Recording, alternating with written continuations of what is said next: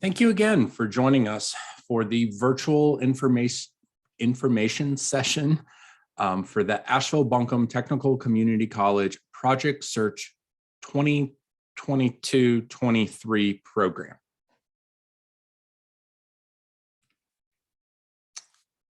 I titled this PowerPoint, "We Only Have One Metric of Success."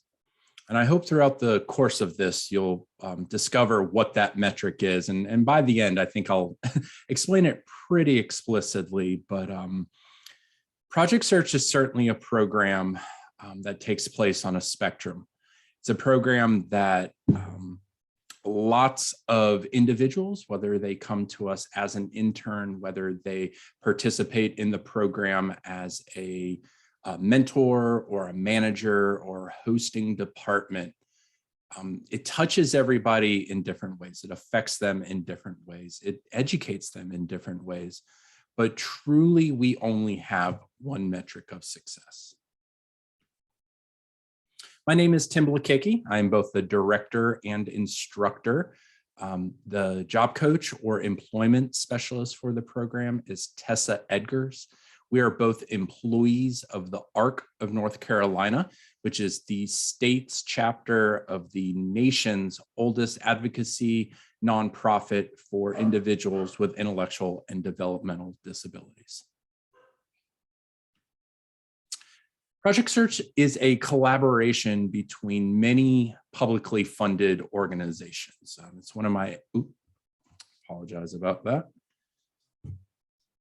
It's one of my favorite things about the program is its braided funding and its tendency to pull out the best in each of these organizations. The ARC of North Carolina staffs the program, myself and Tessa. Throughout the course of the program, we also have other employment specialists from the community join the program and job coach the interns as they roll out onto their internships.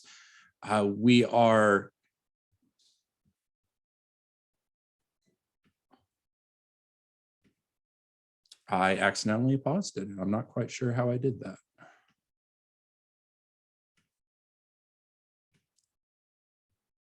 I apologize, folks.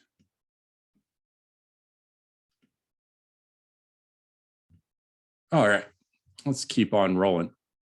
We are very, very fortunate to have AB Tech as our host business and our educational partner.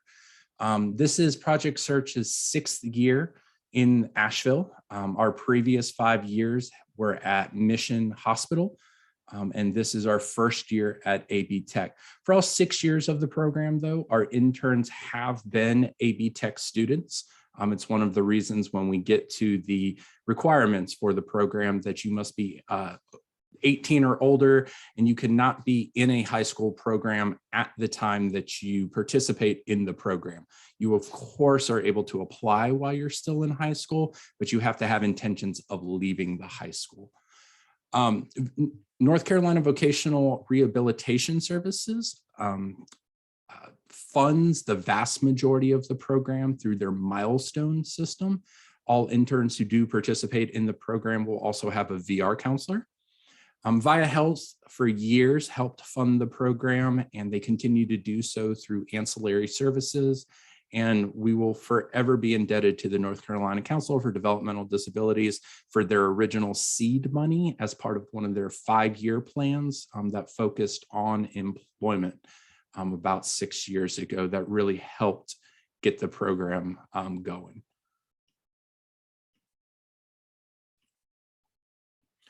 So what is Project Search and what is the goal of the program?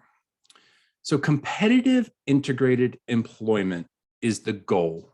And again, I guess maybe I did bury the lead. It is the one metric of success for everybody who participates in this program. We define that as after the program, all interns gain employment, competitive integrated employment. And there's it's a key part of that formula. And we consider that competitive is 16 hours or more at minimum wage or better in an integrated setting in a non-seasonal or temporary employment situation. Competitive truly implies that they're going through the exact same process that a neurotypical job seeker would go through, that the position that they are applying for and hopefully will receive is not in a sheltered workshop or a business that was set up for the sole purpose of hiring those with an intellectual or developmental disabilities.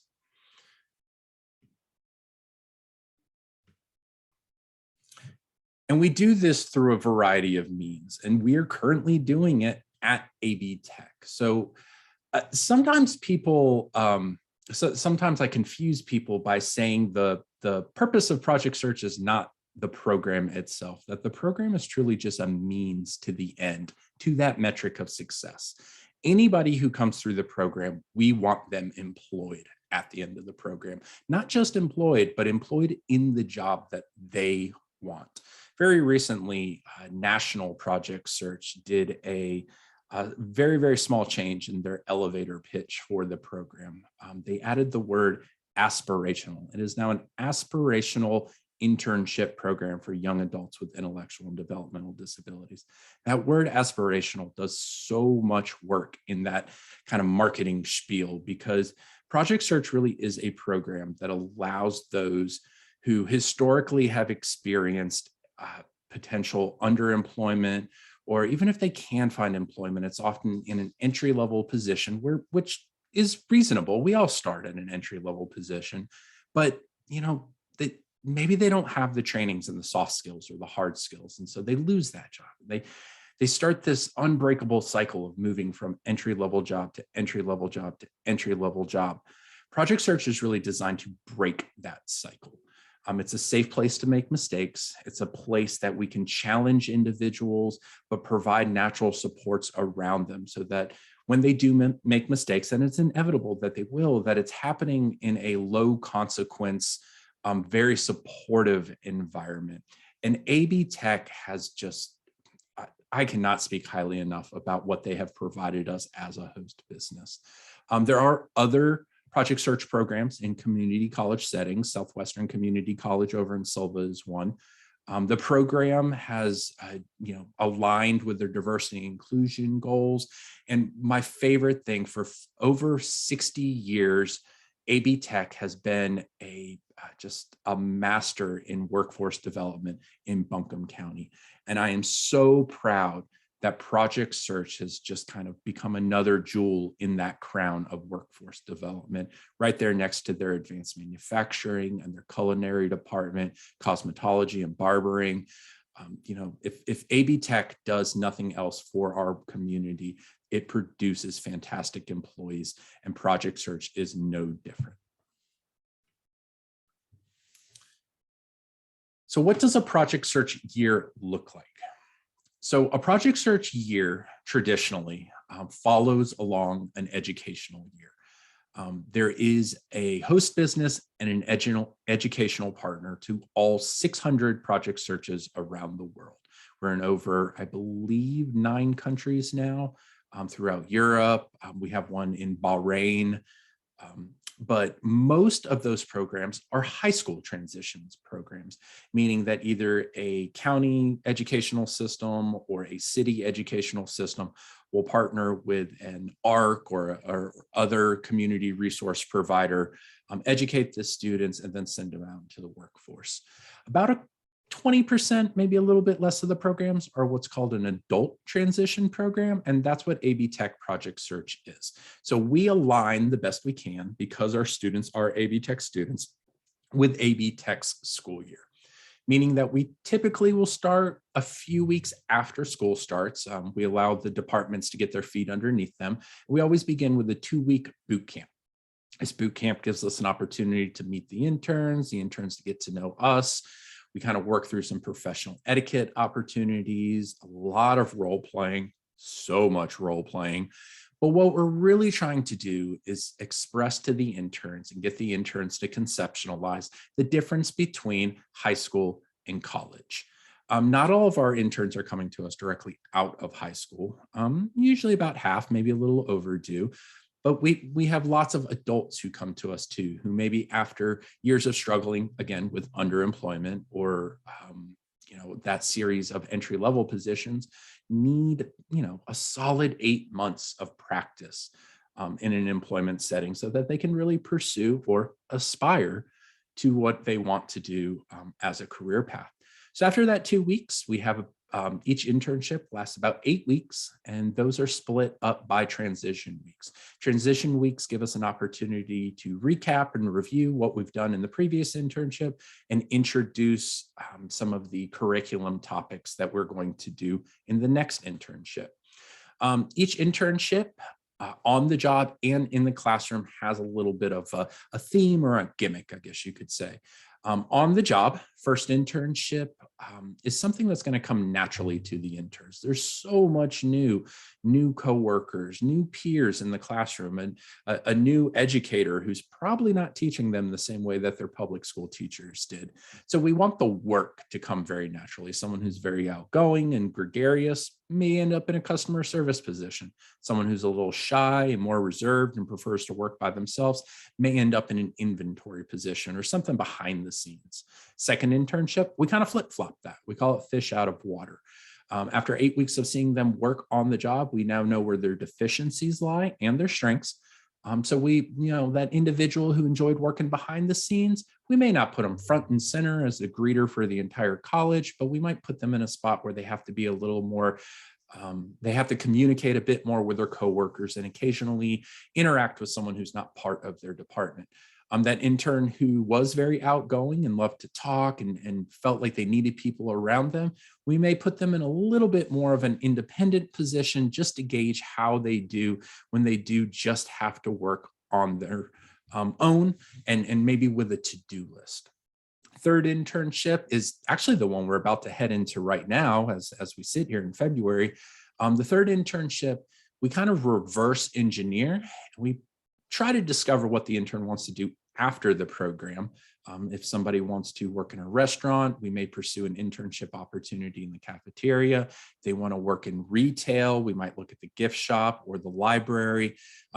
We try to make it as tangible and current as possible, because towards the end of the third internship, we also begin to apply for jobs and interview for jobs. So we want the language that the interns to use to be very current, instead of saying, oh, 2 years ago when I did this, or during my first internship when I did that. During those job interviews, they can say things such as, today when I go back to my job, or tomorrow when I go back to my job, I have to do this. And it applies directly to that type of job that they're applying for. In the classroom, we follow kind of a similar structure. First internship, we understand and know that these interns are coming to us. So many of them have never had a job. So we really need to, get under their skin a little bit with some professional etiquette opportunities. Again, that's that role playing, explaining the importance of body language and tone, office etiquette, telephone etiquette. Again, so much role playing. Second internship, we teach a lot about self-advocacy. We start with the Americans with Disability Act, kind of use that as the foundation to explain rights and reasonable accommodations. But then we continue all the way through, healthy eating, how your body is a tool. In the long run, we're just basically houseplants with complex emotions. So you got to water yourself, you got to feed yourself right, and you need some sunlight. Third internship, knowing that we're moving into employment, that's when we begin to talk about job interview skills, how to apply for a job online, the difference between Craigslist and Indeed. We really try to hammer out those job development skills. In late May, we graduate and the interns are off into a job, hopefully. This is the calendar for the next year. As you can see, we are currently planning on starting the week after Labor Day with 2 weeks of boot camp. All of this will take place at AB Tech. Our classroom is in the Hemlock building. We do have a fall break. We do have the same winter break as the school, and we do have a spring break. So now that we know what a year looks like, let's examine a day a little bit more. So there's several different ways that a day of project search could look like. Last year, because of COVID, when we were still at the hospital, Eventually, if I ever move on professionally, I definitely have my answer to what is your greatest professional accomplishment, because myself and the job coach at the time and the interns led ourselves through an entire program. You're at a hospital during a pandemic, did not lose a single day to the pandemic or COVID, no positive tests. Everybody was super safe. It was amazing. But we did adjust the program day just a little bit. We broke the cohort up. We spent as little time as possible in the classroom throughout the course of the week. And then we just kind of had class all day on Fridays. That was one way to do it. This year, we've returned to a traditional model, which has the interns coming to Project Search at 8:30 in the morning. And from 8:30 to 9:30 in the morning, we are doing what I call success prep. We are waking up. We are making sure that everybody's uniform looks good. We talk about personal hygiene. We talk about mental health. We make sure everybody's on the right page. There is an opportunity to look at a calendar. We look at it every morning. It surprised me when I first started teaching this program how many of the interns had never truly looked at a calendar and understood how to prepare a week out, 2 weeks, 3 weeks out for events, or even how they weren't able to explain to me on an average work week how a Thursday might be different than a Tuesday or a Wednesday different than a Friday. But we talk about this stuff daily, every day in the program. We also participate in a brain exercise. Sometimes it's a word search, sometimes it's a crossword puzzle, sometimes it is a news article that I have found that I think applies to what we're learning in the curriculum. Every morning we talk to Carl Azus with CNN 10. It's a current events, straight down the middle, unbiased news report. And what we use it for, though, is dual purposed.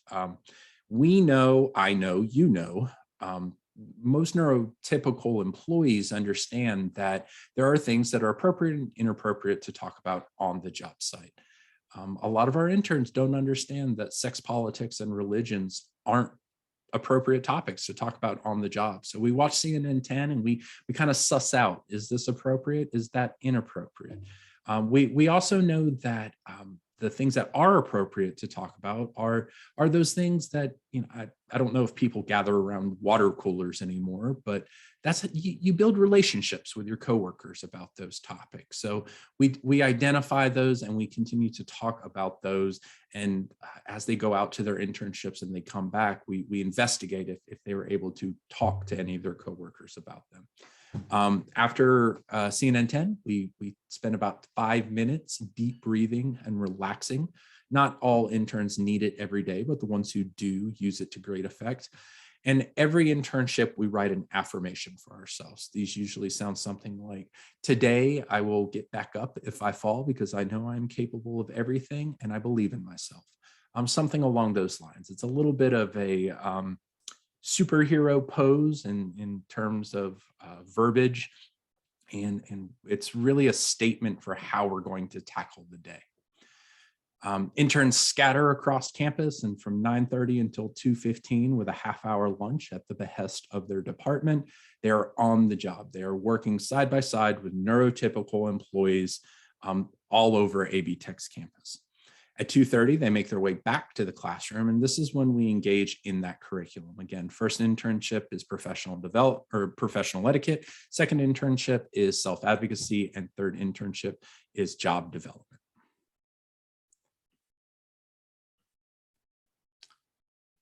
These are some examples of the departments that we are currently working in at AB Tech. As much as I am currently talking to you and hopefully inviting you to apply to the program, and maybe I'll even see some of you in the seats next year in the classroom. I'm also currently soliciting and attempting to recruit departments to host Project Search interns. Project Search is really kind of a microcosm of the larger supported employment efforts across Buncombe County, across North Carolina, and truly just across the country. We treat Project Search as a mini version of that effort. When we place an intern on the job, we want the managers and mentors and employees of that department to know that they're supported, that they can come to us with concerns. We, of course, are not the ADA police. We are attempting to create work environments where everybody can thrive given the opportunity. And AB Tech has given us those opportunities. Down in the Chestnut building with Beth Gentry and facilities, they're allowing us to stock supplies, wash fleet vehicles, fill out completed work orders, vacuum, sweep, mop, disinfect services, even assist with the campus mail. That's become quite popular with the interns. I knew it would, but it's been awesome to see how excited they get at delivering and sorting mail. Again, jobs that have not been carved out or customized. Employees of AB Tech are doing these jobs side by side with the interns. This is not busy work. This is real work.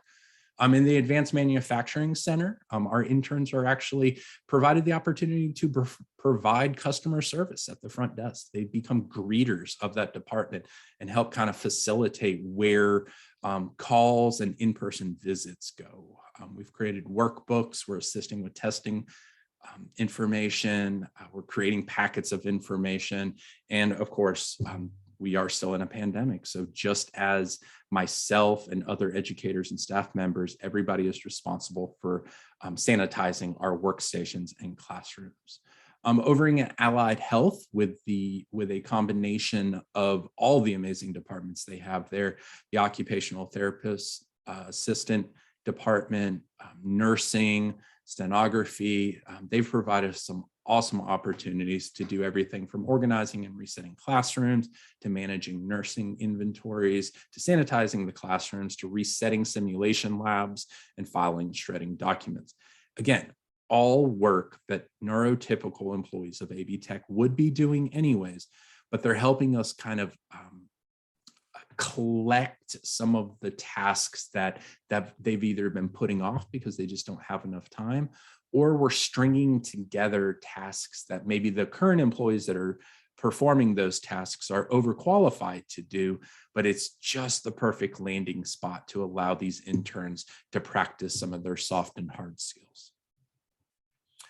These are some awesome examples of the work I was just describing. The picture on the left is Lucy Doyle at the Advanced Manufacturing Center, Joe Hensley washing one of AB Tech's beautiful golf carts, and Tyson Nelson helping to keep the models in the biology department sanitized and cleaned after hundreds of hands have touched them throughout the course of a day. So I've kind of explained what Project Search does on a boots on the ground level, but I want to explain why Project Search is so amazing at what we do. When I first got my job, my very wise manager told me a series of things that I needed to be okay with. And one of them, she told me I needed to be okay with people telling me no. I was going to try to get a lot of jobs for a lot of individuals, and I was going to be told no. And there was just something about that that just kind of struck me the wrong way. She's a very wise woman. I respect and love her to death, but that attitude I just felt was very defeatist off the jump. But what I discovered was the job market that at the time I was taking job seekers into, neurodiverse job seekers, and eventually I would take Project Search graduates into. It was rife with misconceptions of what these individuals were capable of, and a system had already been created where the employer and the employee were separated by the job coach. There was a system of codependence that was created. And it was almost like when the job coach was finally removed out of that formula, an employer and employee were left looking at each other, not really understanding how to work with each other. And if this employment situation ever failed, it was very rare that it was replicated again because it was probably a bad experience. But what I chose to do was view it a little bit different. I wanted to create a system where everybody was able to move unto themselves, that the employee was not dependent on the job coach to work with the employer, and the employer was not dependent on the job coach to work with the employee. Everybody working together made the job easier, but nobody was really truly dependent on each other.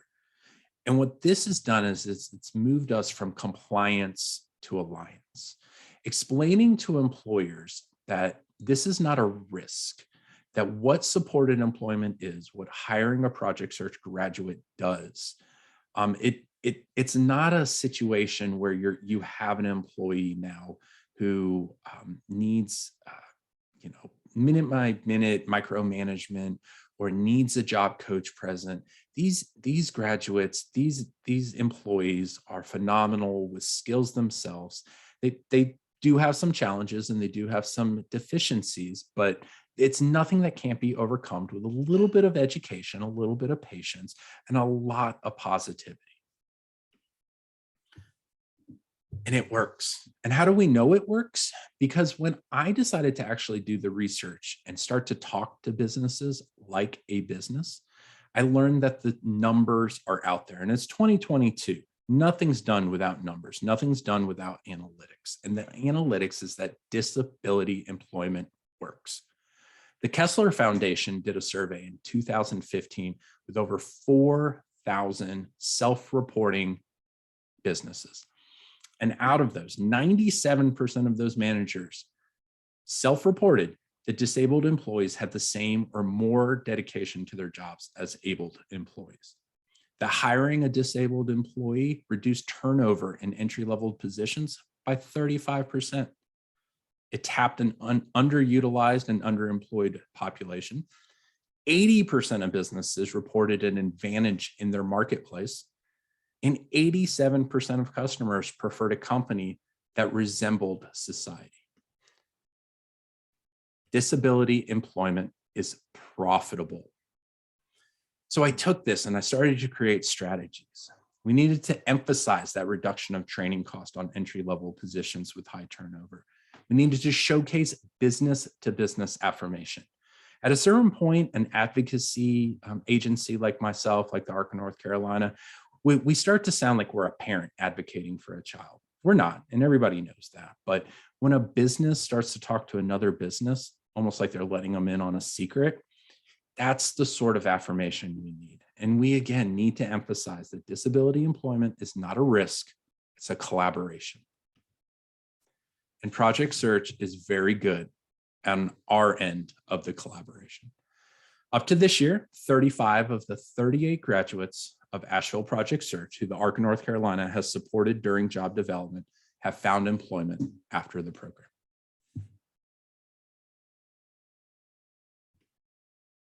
And we've done that at a variety of different businesses throughout the Asheville-Buncombe area. We've had interns from Black Mountain, from Fletcher, from Weaverville, all the way out to Inca Candler. We have found them jobs at hotels, retail stores. The Asheville Humane Society remains one of my favorite businesses. We've helped support an individual in finding their job out.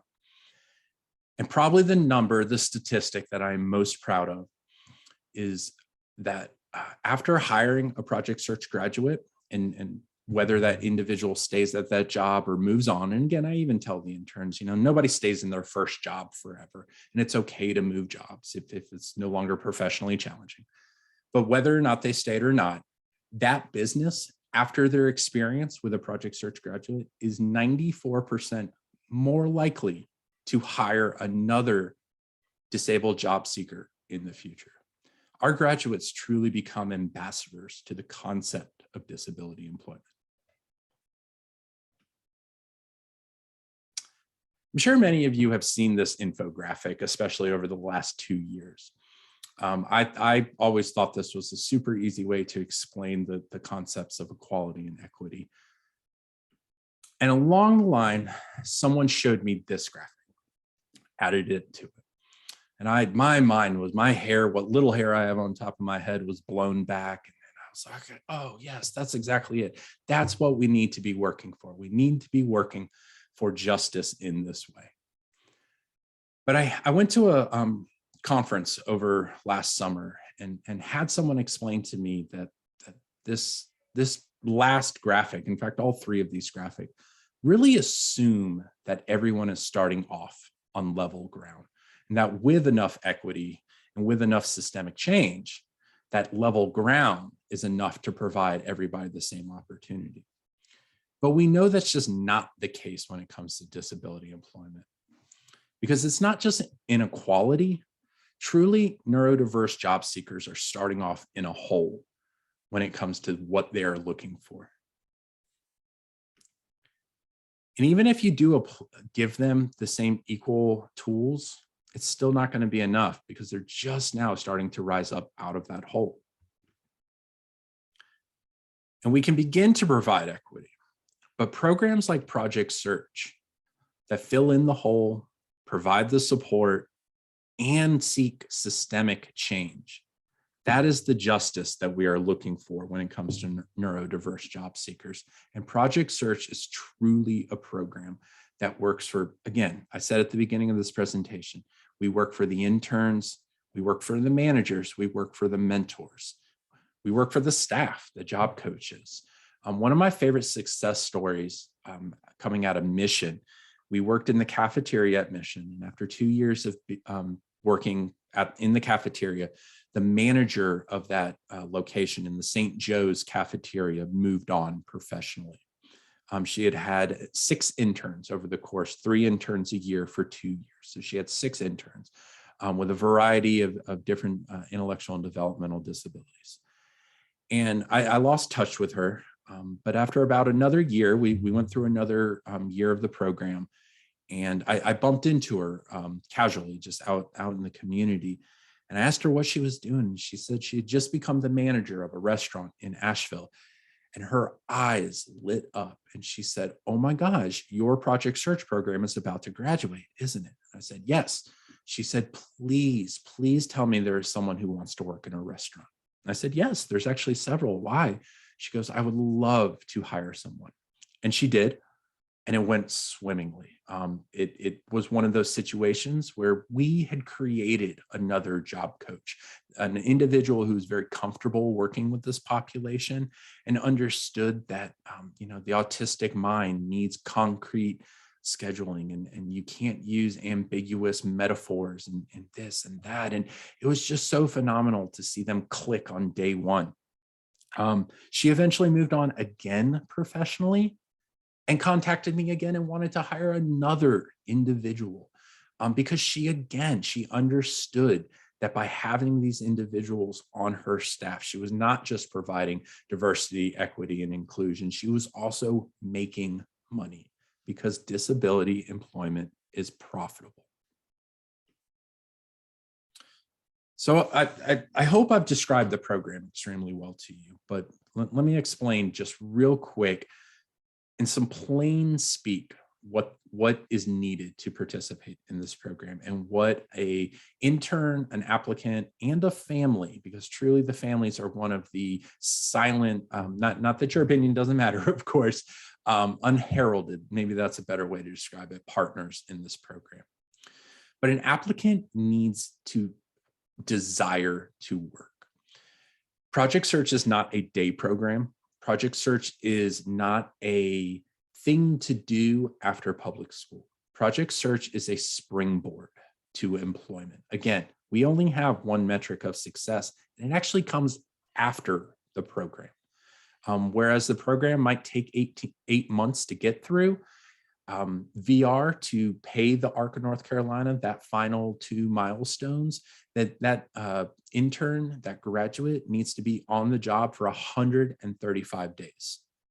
So really, truly, we like to view and pitch Project Search as closer to an 18-month commitment. And they need to desire to work. We've had very few failures come through Project Search, but almost every single intern who has come through the program and chosen to leave the program for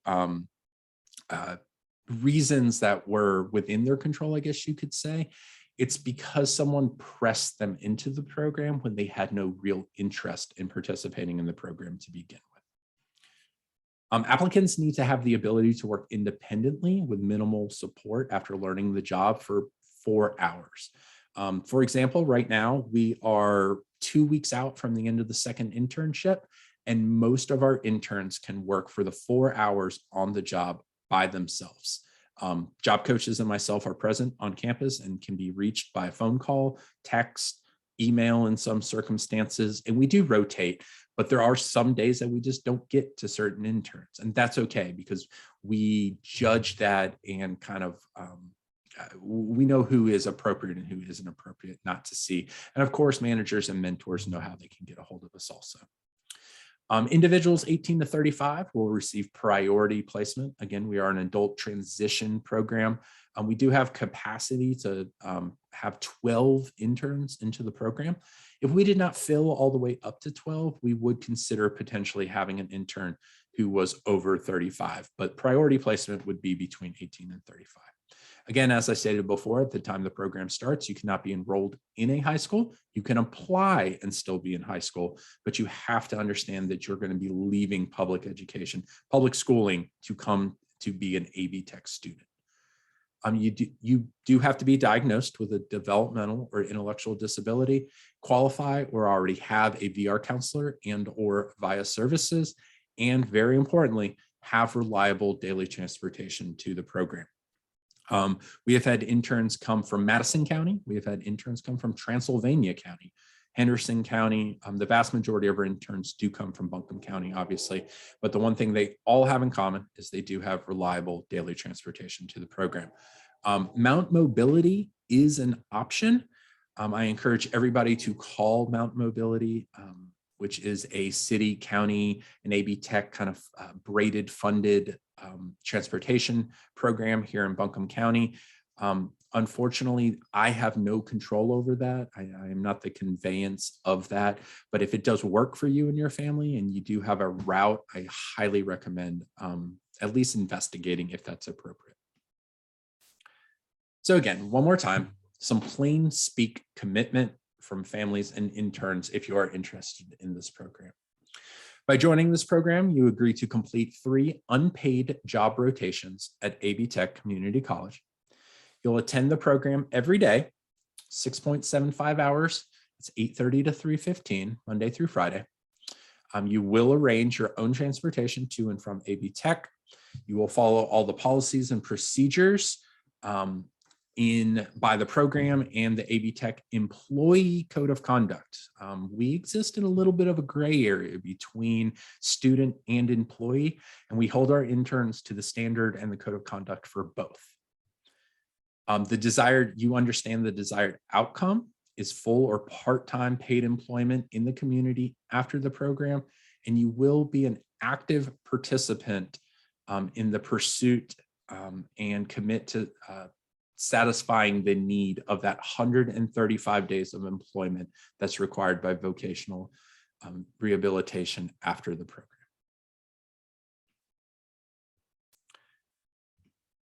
So if any of that sounded interesting to you, or you just want to find out more about the program, please feel free to go to www.arcnc.org. That's arcnc.org. /programs-and-services /west/project-search. It is our program website, and at the bottom, you will find eventually a copy of this presentation and also some other videos that we've had produced for us over the years, and also the application. Please submit that application when it's completed back to me. You can email it to me. In the application is my email address. And we used to set a very hard deadline for applications. We realized that Project Search is the type of program that our applicants, chances are coming to us from a variety of different life stages, locations, literally, and interests, and just one size does not fit all in Project Search. And so instead of a hard deadline, we decided to accept applications in a rolling manner until we hit that 12. In the 6 years of Project Search, we've never had 12 interns. The first year of the program, we brought in 11, and we ended up graduating 9 that first year. Ever since then, we've hovered just around 8 interns. But if you do apply, after May 1st, we will begin the process of reviewing those and inviting you to join us for a more in-depth interview to just discover and uncover if this program is appropriate for the applicant. One of the things that I'm extremely proud of is, and I was not part of the program the first year, but I've reviewed personally every single application that has come in since then. And we have never turned somebody away without at least providing alternative programming options to them and their family. Something that it surprised me when I first discovered it, but I'm very happy to be part of the rectifying process. Is that after public school, there is a precipitous drop-off in services that are provided to individuals with intellectual and developmental disabilities. And a lot of times parents just don't know which way to turn. A lot of the programming is decentralized. It's very nebulous. It's not intertwined with each other. There's so many different CRPs. There's so many different options. And families very often just don't know about a lot of them. So I'm proud to say, even if Project Search is not the right choice, is not appropriate for your applicant, we'll do our best with what we do know and what we do have access to suggest alternative programming.